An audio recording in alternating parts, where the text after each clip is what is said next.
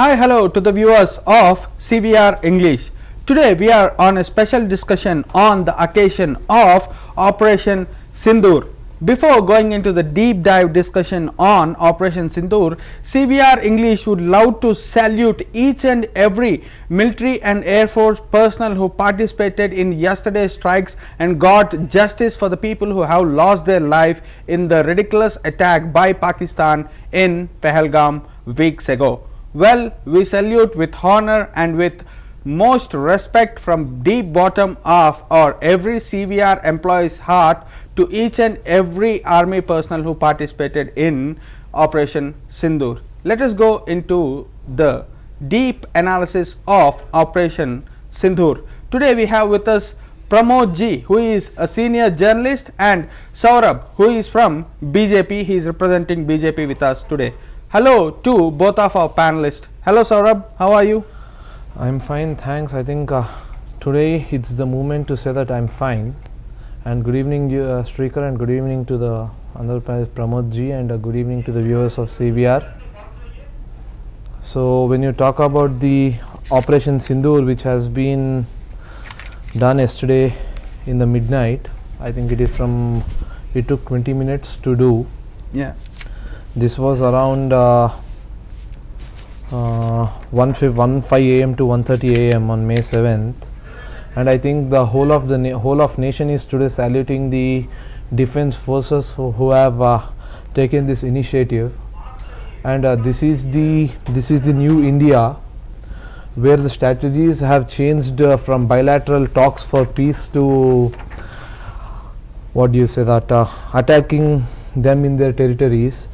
If you remember, the very next day after attack, when Modi ji came back to India from his Saudi trip, in Madhubani, in Bihar, he was attending a function of Panchayat Raj Day National. There itself he said that maaf nahi karenge aur is baar kisi ko bhi nahi chhodenge. His words were in action yesterday. So, Pramod Ji, what are your opening remarks on Operation Sindoor? As you are one of the senior journalists who have been into international platforms, and you are one of those people who have been into every border district of Kashmir, what would you like to say your opening remarks on the very first Pahalgam attack from the revenge which have been got justice yesterday night? What are your opening remarks on this?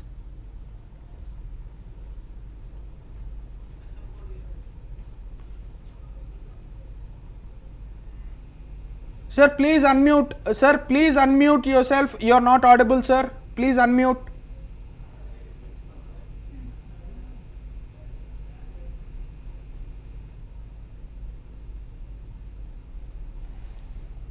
So, Saurabh, how would you see this from the very first attack on Pahalgam to the vengeance what the justice has been served yesterday? See, the Operation Sindoor, which is... Yeah, we have Pramod Ji back into action. Well, Pramod sir, what are your opening remarks on the Pahalgam attack and the justice which have been served yesterday?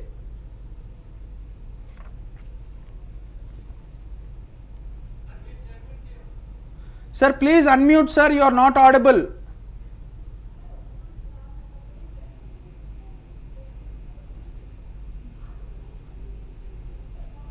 To hear you properly. Yes, sir. You are audible now. You are audible now, sir. You are audible now. Okay. Thank you. Jai Bharat, Srikar, and first of all, and regarding those the question you asked me about, what are my remarks? My remarks are same as all the nation was waiting for a retaliation, but not on the bad sense, because this has been happening since ages now, almost. For the last few years, we have seen several of them in Kashmir, even after 370,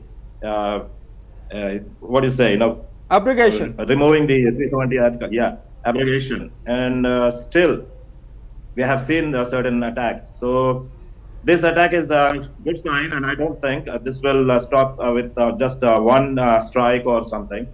It has to clear all the terrorist camps and everything, and also show ISI and Pakistan give them a clear message that they should not ever plan to retaliate in a negative sense again. what are your words on attack on Pahalgam, sir? You have been through every place of Kashmir and especially Pahalgam. You have been into different places of Pahalgam. What are your remarks on the incident happened in Pahalgam? Yeah, that's a very disastrous situation and most unwanted thing that has happened to the tourists who are innocents. They were just tourists. And I've been there through Pahalgam and all, but one of my point is without the local support, I don't think terrorists would have come into so deep into that particular place and based on the religious background, the people lowering their pants and asking them to read Kalma and killing them, and that happened. I mean, that incident occurred for almost around 1.5 hours, some people say, and some whatever. But that is a disaster situation, and without the local support, I don't think that would have been possible. So, Saurabh, what's your take on this? Because your government had made everyone believe that Kashmir is a paradise of India. Kashmir is safe now. Everyone should visit Kashmir. G20 had been done in Kashmir. You have been filling that safety into the minds of the people, and when people trusted your words and started visiting Kashmir without any other thought, this attack had taken place. Not only attack in Pahalgam, there was also attack in Riyasi before Pahalgam. What would you like to say that? Don't your government take any responsibility for this? See, after the abrogation of Article 370 on August 5th, 2019, the new act, which is the Jammu and Kashmir Reorganization Act, a lot of activities related to terrorism were actually remained silent. And when you talk about attacks on Pahalgam or any other terror attack, as earlier Pramodji quoted the same thing, without local support of foreign terrorists, there are two terrorists, one is foreign terrorist and one is other terrorist. The security forces or agencies continuously they receive a intel about what is going on every time. See, this is the attack has been occurred in Pahalgam earlier, the attack you have quoted. Yes. There might be a lot more attacks which might they might be prevented Yes. due to this intel. This time there might be some sort of miscommunication or anything. In 5 years, I think there are not even, it is a very this thing, and losing 26 lives, 25 Indian citizens and one Nepali citizen. I think this is one of the biggest civilian attack after this Taj attacks in Mumbai. 26/11 attacks. So when you talk about government being responsible, yesterday night, in the supervision of Honorable Prime Minister Shri Narendra Modi ji, Defence Minister, the CDS, NSA and the Supreme Commander of Defence Forces, Her Excellency Draupadi Murmu ji, the Air Chief Marshal and the General of Army, who is the Chief of Army Staff, they have made a wonderful operation which is the first step to control terrorism. Let us see as the first step.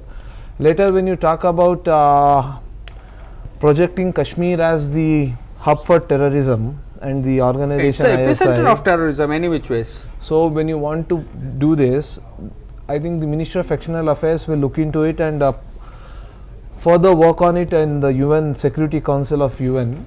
So when you say that the terrorism from past 3 decades, India has been experiencing terrorism at its peak stage. True. But after 2014 some actions, India has seen very, if you remember in earlier the period from 2004 to this 11-12, Hyderabad Lumbini Park bomb blast, Makkah Masjid bomb blast, this Dilshuk Nagar bomb blast, Bombay bomb blast, everything. Chaat Banda, Gokul Chaat, which is much famous in Hyderabad. So everywhere, but after the new government, the past 10 years government, our government, it is much better. The government has controlled terrorism in India in a far extent good way. This time let us see this as a first way to stop terrorism, as already the Operation Kagar which is going on to remove Naxalism from India, to eliminate Naxalism, the same way the government will start another operation to remove terrorism not only from India, but it would help the other countries which have been suffering through the same process. So, Pramodji, what would you like to say on this? Does the government has any responsibility on it? Because the government has assured each and every citizen or each and every tourist traveler to visit Kashmir, which is the so-called heaven on earth in India. Well, when the people have trusted the government and visited the place, they have been shot dead. What would you like to say on this? Does the government has any responsibility to take care upon its shoulders? Yes, definitely the government has. But the first and foremost security, the issue of security comes from the local government, the state government. The central government has already posted several defense forces there, and there are a lot of checkposts and everything, and they try to curb everything. But the local government, what is the Kashmiri government doing? That's my question. There is another question also on this. Many freebies were offered to local Kashmiris, or so-called PM Awas Yojana, PM Ration, so-called everything was given in favor of Kashmiri youth. The statehood had been given to Kashmir. Everything, what all Kashmir was losing because of the abrogation of 370, except the 35A, everything was given to the Kashmiris. Then why do the Kashmiris, the local youth, the radicalized youth, so-called peace-loving state, why are they attacking innocent civilian? Are they not capable of attacking our armed forces? No, the question starts from, the answer is simple. It's influenced by Pakistan in the name of religion. Let me be very straight on that. Because IS have been, and the Pakistani army has been sending in terrorists deep into the nook and corner of our country. And there are a lot of sleeper cells. And Kashmir is no respite. That's the border, and almost half of it is occupied by Kashmir. And they hold local support, and the local government too, probably. Otherwise, what is the local government doing? Instead of developing an idea of nationality or being an Indian or something, they don't do anything of that sort. They always question the central government on several things, issues, and everything. But what are they doing on their level to develop the state and also develop some kind of belongingness in the locals, and also from the by people who go there? Are they safe? One thing, let me share my personal experience there. Please, sir, please. When I was in Srinagar, I Okay. met few people, the locals, as a solo traveler, biker in fact. So I was there, and I was but hardly anyone really felt like they are totally Indian. Let me say that. Okay. And it's always the doubt that what can happen. You never feel safe. And I have also met several military personnel over there. I was for the lunch. In fact, I had a lunch at their checkpost. They invited me, and I was talking because. We have seen several instances of rock peltings and all these things, and of course it stopped a little now. But otherwise, who are they? Were they all terrorists, or were they all Pakistanis in Kashmir? And what are Pakistanis, if they are? What are Pakistani people doing in Kashmir? It's the local people who don't think they are totally Indian. And that happens only in the name of religion. And one particular person I met in Ladakh, in Diskit, he was working on some civil project over there, and he's a Kashmiri Muslim. Okay. In summers, he lives in winters, he lives in Delhi, and in summers, he goes back to Kashmir. And what he says is, and I remember this quote from Bhule Shah again, Nama Hind na Turk Peshawari. He feels like that. No. He says, I don't feel like I'm an Indian, or neither am I a Pakistani. It's just a Kashmiri. They feel something, they are not Indians at all. But these things have to be curbed. This happens only because of education. When there is no proper education, or if the government keeps giving them freebies or whatever schemes and everything, what do they want? It's just like you utilize all those things, but you don't relate or connect to your nation. That's very shameful. So what would you like to say on this, Saurabh? So yeah, one thing I would like to add to the sir's point is, as sir said, even after this attack, when a lot of media channels went to the place, when you listen to the bites of the local people there, none of them quoted that we are Hindustanis. What they were quoting was, Hindustani bhi mere bhai hai. Yeah, true. Still, the localites there doesn't feel that Kashmir is an integral part of India. And as sir said, the local police should have acted. There must be some security given there, because when everybody know that it is a bit place where you reach by trekking or by horse, True. there is no proper access to go, and a place like that. And one more thing, Pahalgam, I think AK-47 or some kind of the same kind of gun was used. When they shoot a single bullet also, the sound in an open place like that, you can hear it from very far distance. True. So at least the police forces which were nearby should have been acted. And one more thing, when you say about nationalism there, I think still it might take some time. It is the responsibility of the local government to spread awareness stating that Kashmir is an integral part of India. The Chief Minister should take responsibility of that. And when it comes to center is providing all the amenities to the Kashmiris, the state of Jammu and Kashmir. And today the Jammu and Kashmir is run only by the central budget. Except tourism, there is no economy to Kashmir. Of income for the state, yeah. When it comes to attacks, for sure it is with the support of locals. We don't blame that whole of the population of Kashmiris support them. At least even one or two even support them. That is a big breakthrough for terrorists. Let me tell you a famous quotation, Saurabh. At least two drops of poison can damage the entire pot full of milk. Yeah, the same I was quoting. Even one or two, if they help the groups which want to create disturbance, that is a big breakthrough for the these organizations which make this terror attacks in India, because the local person, he collects the information, he provides them the longitude, latitude, location, each and every minute information is also given to them. So Pramod sir, I would like to ask you a question, sir. There are also other states which have which are also having the so-called borders with Pakistan. Gujarat has a bit of border sharing with Pakistan. Rajasthan has a bit of border sharing with Pakistan. Punjab has a bit of sharing with Pakistan. Rather than keeping aside Punjab and Kashmir, Rajasthan and Gujarat doesn't have any of this kind of problems. Why so?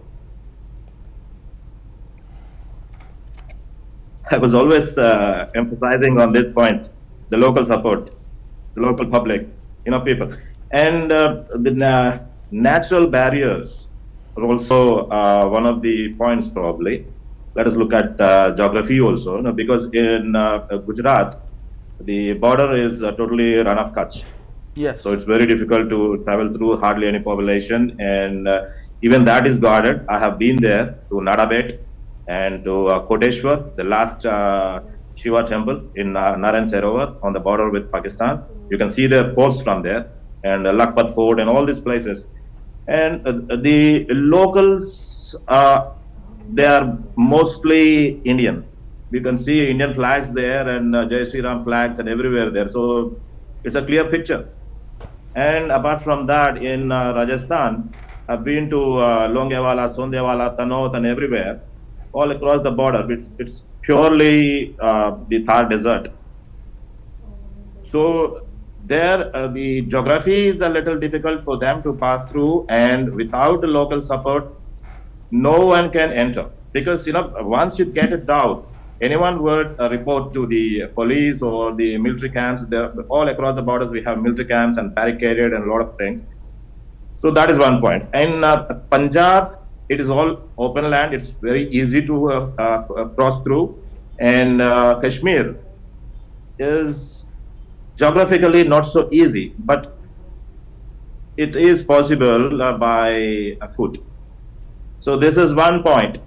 And given that Punjab is also not so towards the other countries, most of them feel that they are Indians. I have discussed this with several people in Amritsar and Jalandhar and everywhere in Chandigarh and all. So that's a different psychology over there, in fact. And when you just go to Kashmir or close to that, from after Padankot, once you enter Jammu, say you start feeling that a little jittery because the people keeps looking at you with a different kind of idea. Probably, you can make a difference out of their look.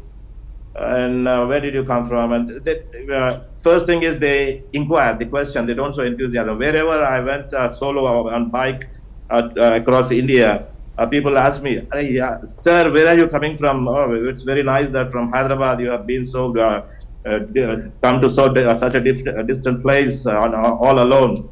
But in Kashmir, it's always an inquiry. आप क्यों आए? इधर क्या है? And अकेले आए? आपको डर नहीं लगता? This question has never come across anywhere in India, except in Kashmir.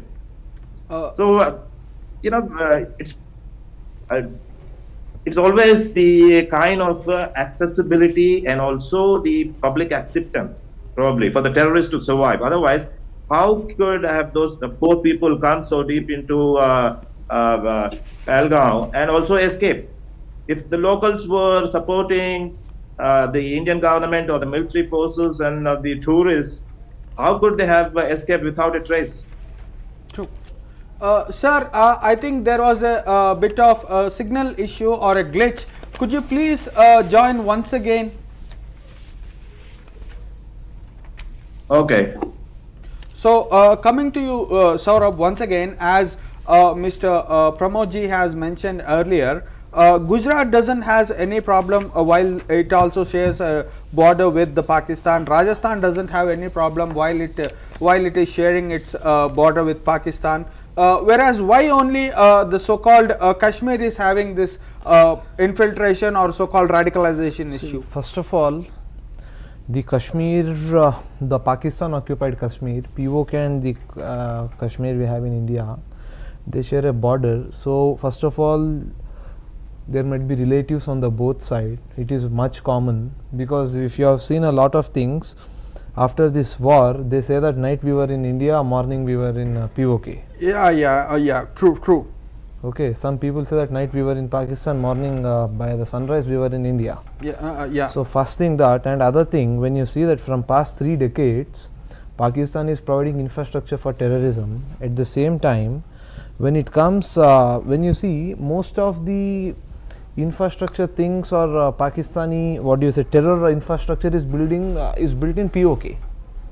So when you talk about POK, that is much easy accessible by foot, or even they might have some secret routes to come to India. Tunnels. And what happens when you talk about this Punjab and Rajasthan Gujarat border, first thing everybody should address is the language. When it comes to Rajasthani and Gujarati border, the language changes from the Pakistan side and India side, but when it comes to Jammu and Kashmir, in Kashmir and POK they speak the same dialect.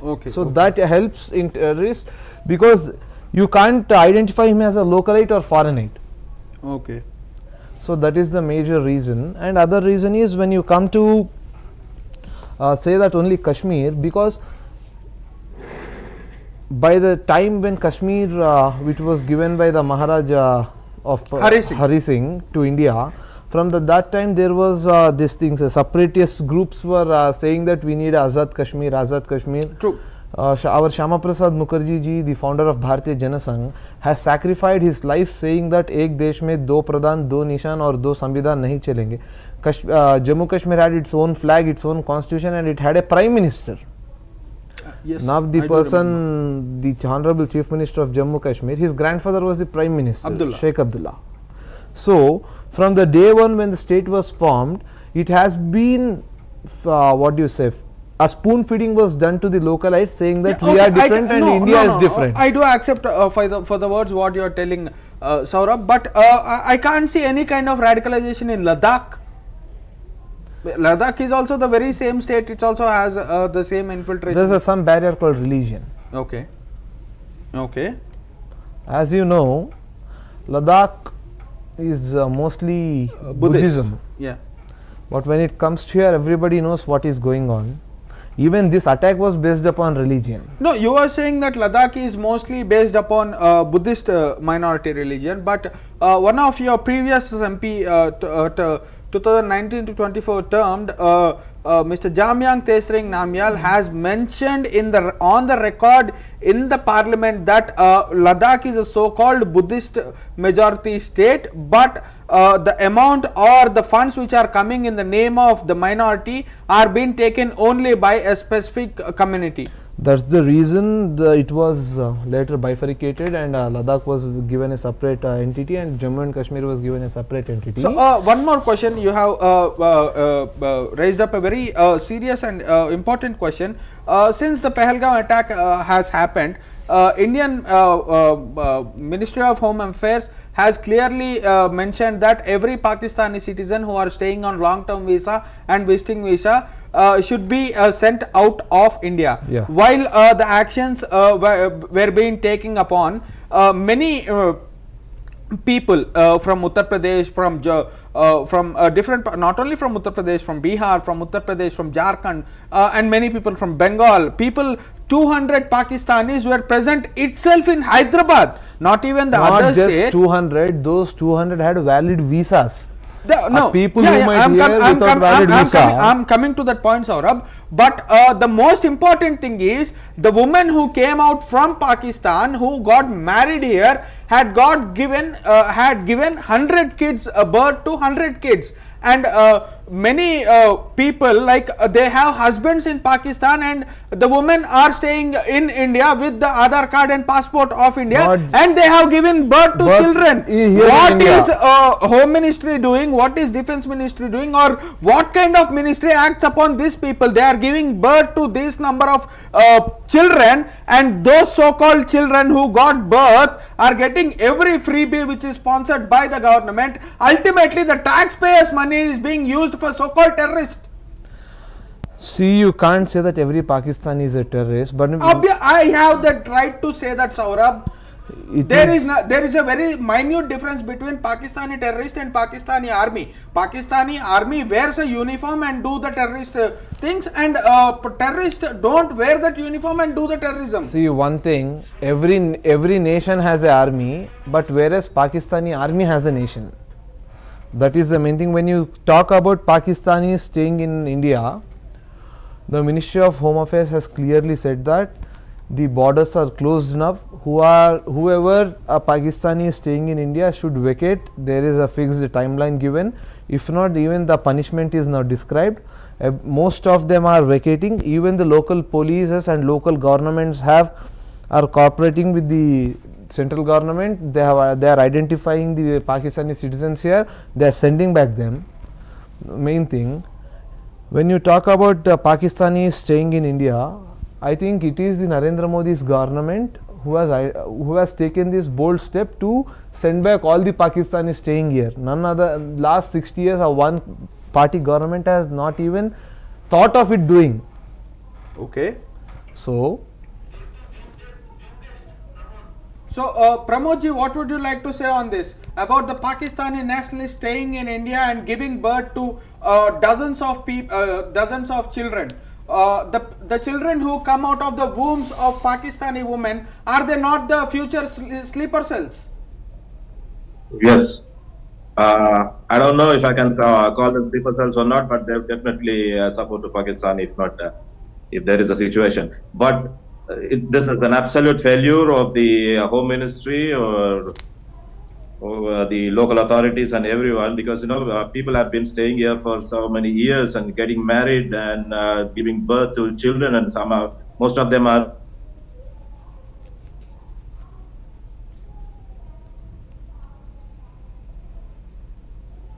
So, sir, am I audible to you?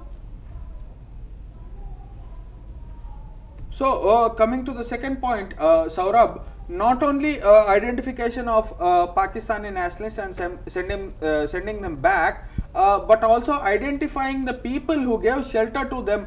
Does it not one of the important point that should be considered by Ministry of Home Affairs? For sure, it will be considered in next very few days, because what happened first, the bold step of sending back the Pakistani nationalists was the first move. When it comes, even the government was busy in first ensuring the security of Indians, and if there might be a war situation, even the government was preparing the armed forces or the sanitizing the borders and everything.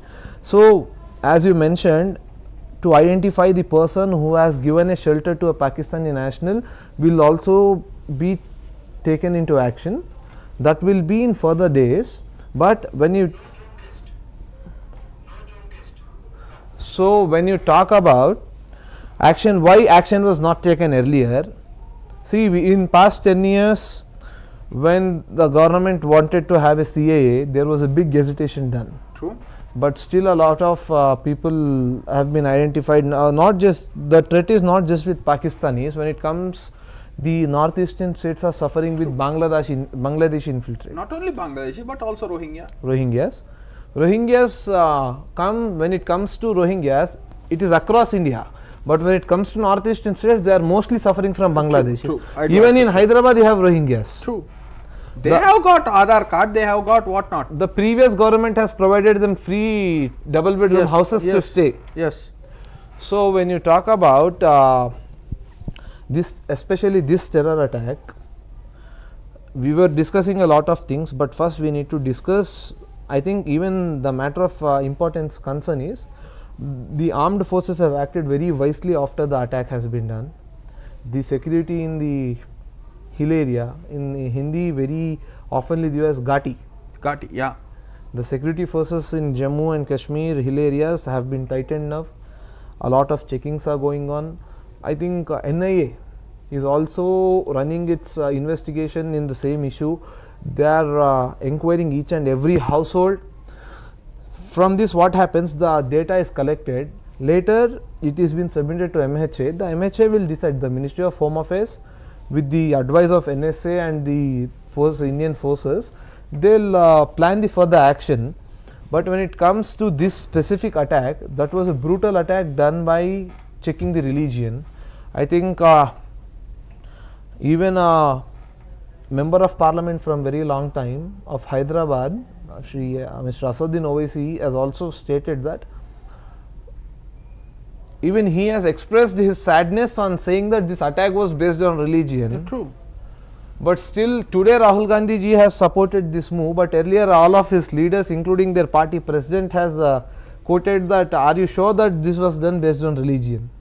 In fact, Robert Vadra said it very openly that this had happened because of the increase of Hindutva. Yeah. That statement I have seen the very next day after attack, he has issued this statement. Earlier in 26/11, Digvijay Singh also issued a same kind of statement. So when you see, I think these parties should learn from Asaduddin Owaisi. Asaduddin Owaisi. So by this, can we consider this that the word said by other parties like Congress or other parties that Owaisi is the B team of BJP? No. See, when it comes to life of 26 people, there is no political parties involved, or there are no political allegations. Even we are talking about Congress, but all political parties in India have supported central government in taking any kind of action. But let's see, nobody have even thought of these strikes, not even Pakistan, not even Indians, not even the globe, because actually let me tell you one more thing, Saurabh. These air strikes were given the name of Operation Sindoor. Why is it so? Because naming it as Sindoor, well, everyone can understand that because of the women who have lost their fathers, their brothers, their husbands, their family figures in the name of so-called Islamic terrorism. Why is this operation given Operation Sindoor? And what was the reaction of Prime Minister when he heard the thing? That Jaake Modi ko batao. See, first of all, the first point is why it was named as Operation Sindoor. As you mentioned that only men were targeted, none of the women were were not killed, it is not because they have some sympathy towards women, it was because those women should suffer the trauma of losing someone.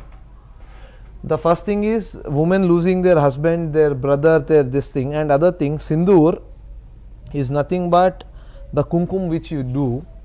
And in India, in the Indian culture, the Hindu culture, when somebody is going actually going for good work or to do something,